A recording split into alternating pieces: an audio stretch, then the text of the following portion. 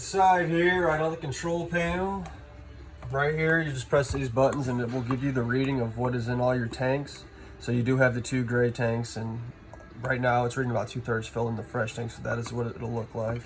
For your water here, since you have the tankless water heater, you'll just want, for one, make sure that button outside is on, make sure gas is on, and then right over here in front of your sink, as long as all that is on, you'll have access to your water heater. So you can technically leave all those other 2 switches on, and you can just turn it off and on from here. When you get to this screen, anywhere from about 111 to 114 is where you want the temperature at. If you get it too hot, it will pop the thermostat. So try and keep it around that temperature. Back to your control panel. To the side here, it says water heater and fireplace. Since we switched it over to the tankless, it should work for both with it just sitting on fireplace. But then right down below, you'll have your living room light switches. The security light is that white light on the opposite side in the back, and then your awning light is the LED strip underneath the awning. And then if you're using the fresh tank water, you'll pressurize using the water pump right there, and then the slide out, extend and retract right there, and then the same for the awning. And then right down below underneath your sink, you have the GFI, so when the outlets pop, you do know where to go. This is going to be your propane and carbon monoxide detector, and then your fire extinguisher right below. And then right at the ceiling, you'll have your smoke alarm, which is a 9-volt battery. For safety, you're hitting down the road, I would throw this somewhere safe just so it's not bouncing around. You do have some outlets over here, a couple USBs as well. For your basic microwave, light up here, same with the fan.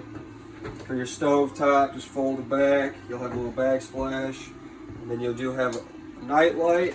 And then the bottom feature, you'll have an oven light and a night light. For the stove top though, turn it to the flame on the dial, and then you'll just do a never-ending right turn for the igniter. Same for the oven, you will have to push and hold on the little flame here though, and then once again a never-ending right turn until you get your flame. And then right below that, you have your breakers and fuses. They are roughly labeled for you. You got lots of 15s, so just get a handful of those for some backup. The fridge here. So what I was saying outside, leave it on auto mode. So right now it's off, both buttons push out. When they are both pushed in, that'll light up orange, letting us know that it is plugged in, we're running on electric. If it tried to switch to gas, see how it popped up on AC? If it tried to light on gas, it would stay lit on orange on gas itself. If it lit up orange right here, which says check, it means that it did not light, so make sure you figure out what's going on out there. Up top, your AC, if this is open, it's just a quick cool kind of deal, so all cold air coming out, close it up, it's now ducted, and then there's a mesh filter in there you can clean out in the sink. Your TV here, if you ever need to get behind here, it's on an actual wall mount, so you do have to kind of mess with it to get it off the wall. Your radio, you have zone 1 and 2. 1 is inside speakers, zone 2 is outside, so that is just how you go off and on with those. And then obviously the radio is just going to be a basic kind of deal there. It's also a DVD player, so once you plug in a movie, you may just have to find the channel that it switches to. Your fireplace here does have a remote, so it'd be easier with the remote, which is just this regular black one here. You can go through all the flames. It's got all sorts of features, timer. You can even change the temperature and just have the flame going. And then the TV remote, just right here on the table. This will be your TV remote. That'll be the radio, and obviously the fireplace. This is our parts catalog. If we don't have anything in our store, we can get it for you. And then this being a brand new camper, a lot of this stuff would be nice to have. Mud dauber screens over the furnace and water heater are pretty common.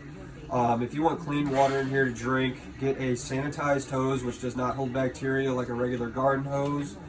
I definitely recommend a water regulator if you're going to be using city water, and then a water filter, which is just an inline water filter. Basically, you just hook up the regulator to the spigot, regulator to the water filter to the sanitized hose. all that will lead into the camper. Now it's regulated and clean water going inside to drink. Other than that, toilet chemical, 5 to 10 gallons of water directly down the toilet before anyone starts using it, along with a couple ounces of that chemical. That way anything in there is getting broken down nice and easy for you. Use RV Marine Safe toilet paper. Disposable gloves if you don't want to mess with all the nasty stuff. Check your roof twice a year, so before and after the summer season. If there's no sticks poking out, you're obviously good. And then over time, your seals will start looking like a pruned up raisin almost. So you'll just clean those off as best as you can. Apply Dicor, which is a self-leveling sealant, and then you're good to go. A surge protector is really good to have just because it'll fry that instead of everything electric inside if worse came to worse. Wheel chocks, just some basic, 2x4s will work. Slide out lube, we use a dry base silicone spray on any moving part and the rubber seals.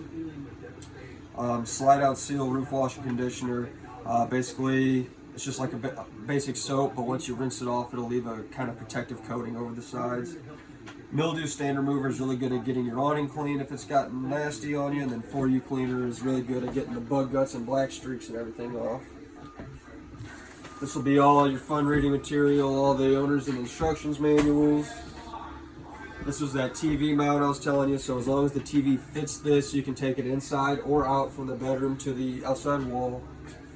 We give you an adapter so you can go from 30 to 110 to do some driveway camping. And then your keys here, you got 2 sets, 4 keys in total. This is a Bauer product. If you lose this silver key, this is for every door. The black key is only for the outdoor shower, but it's a 958 number on here. Just let us know what you need and we'll be able to get that replacement key. And like I was saying with your monitor here, this will just plug into the vehicle itself and the little 12-volt charger port, and then once your running lights are all on, you'll have that camera. And then other than that, your bed here, or your dinette, does kind of swivel and everything, which is just going to be right up here on the top, and that'll be how you kind of maneuver there.